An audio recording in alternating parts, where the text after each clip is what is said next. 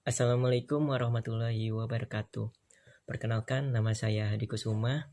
Saya dari kelompok 5. Di sini saya akan menjelaskan materi tentang peranan psikologi dalam bimbingan konseling.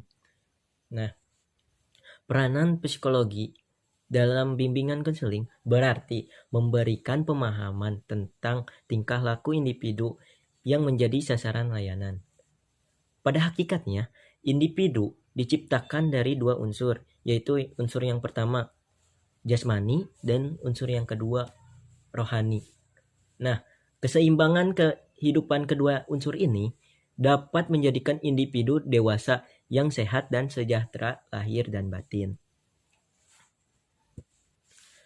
Adapun peranan aspek psikologi dalam bimbingan dan konseling yang bertujuan membantu klien dalam memecahkan masalah, yaitu 1. Peran psikologi sebagai metode dalam mengidentifikasi masalah yang sudah dihadapi klien. Dan yang kedua, peran psikologi sebagai diagnosis masalah agar dapat dicari solusi masalah yang tepat yang sesuai dengan karakter masalah.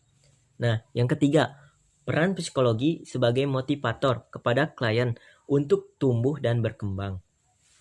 Yang keempat, peran psikologi sebagai pengevaluasi atas solusi masalah dihadapi klien.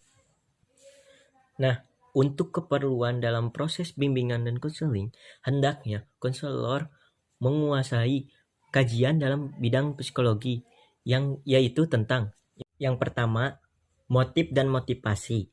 Yang kedua, pembawaan dasar dan lingkungan. Yang ketiga, perkembangan individu. Yang keempat, belajar balikan dan penguatan, dan yang terakhir yaitu kepribadian. Nah, di sini saya akan menjelaskan pada poin yang ketiga, yaitu perkembangan individu. Baik, pada perkembangan individu. Perkembangan individu tidak terjadi sekali saja, akan tetapi bertahap dan berkesinambungan. Menurut Hapgood, definisi tugas perkembangan tersusun menurut suatu pola tertentu dan secara keseluruhan saling terkait.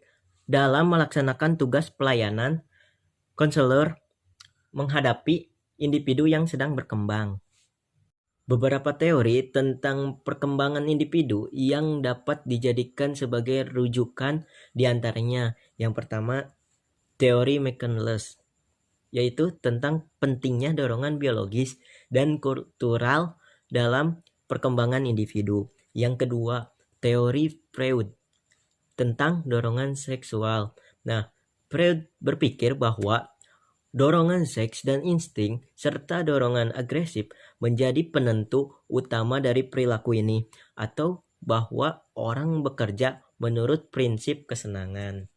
Nah, yang ketiga, teori Erikson tentang perkembangan psikososial. Nah, teori ini merupakan salah satu teori terbaik mengenai kepribadian yang ada dalam psikologi. Erikson mempercayai bahwa kepribadian seseorang akan berkembang melalui beberapa tingkatan tertentu. Yang kelima yaitu teori Kohlberg tentang perkembangan moral. Nah, teori ini berpendapat bahwa penalaran moral yang merupakan dasar dari perilaku etis mempunyai 6 tahapan perkembangan yang dapat teridentifikasi. Nah, untuk proses perkembangan moral pada prinsipnya berhubungan dengan keadilan dan perkembangan selama kehidupan. Nah, yang keenam yaitu teori menurut Juncker. Menurut Juncker, dalam mengembangkan teorinya, Ginsberg dan kawan-kawan menginvestigasi secara empirik sejumlah sampel yang memiliki kebebasan memilih satu okupasi. Nah, yang ketujuh yaitu teori Bohler tentang perkembangan sosial. Dan yang kedelapan atau yang terakhir yaitu teori Hapgood tentang tugas-tugas perkembangan individu semenjak bayi sampai dengan masa dewasa. Nah, dalam menjalankan tugas-tugasnya, konselor harus memahami berbagai aspek atau teori. perkembangan individu yang dilayaninya, sekaligus dapat melihat arah perkembangan individu itu di masa depan, serta keterkaitannya dengan faktor pembawaan dan lingkungan. Mungkin itu saja yang dapat saya sampaikan. Semoga bermanfaat. Kurang lebihnya mohon maaf. Wabillahi taufik wal hidayah. Wassalamualaikum warahmatullahi wabarakatuh.